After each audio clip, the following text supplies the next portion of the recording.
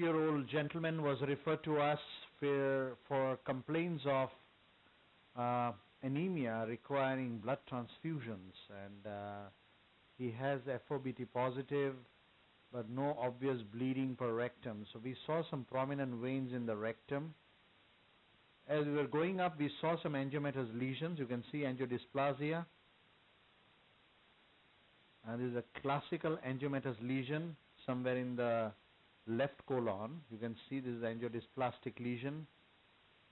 And the moment we see such small lesion, it is mandatory to fulgurate before you proceed further, because in the folds you may sometimes miss and you will not be able to diagnose them on your way out.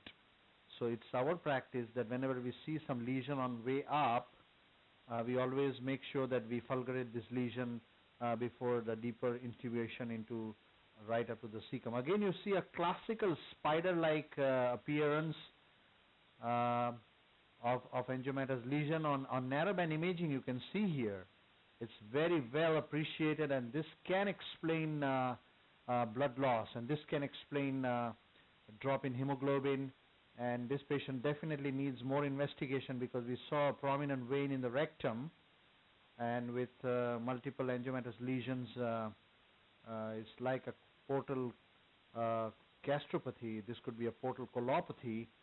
We need to rule out any portal hypertension.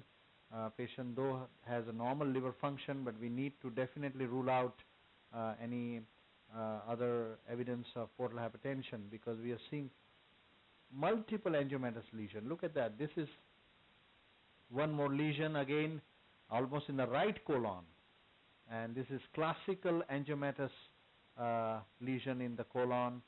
I want all of you to appreciate that those who are likely to treat patients with GI bleed, these are the kind of lesion you need to be very careful in observation, as sometimes if the bowel is not well prepared, you may actually miss these lesions and you may not be able to identify the actual lesion. So this is in the cecum.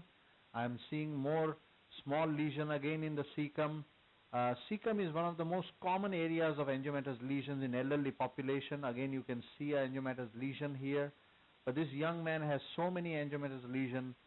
We are intrigued of the basic pathophysiology of this in this patient, and the most important thing is identifying this lesion properly, and we are using a bipolar heater probe here.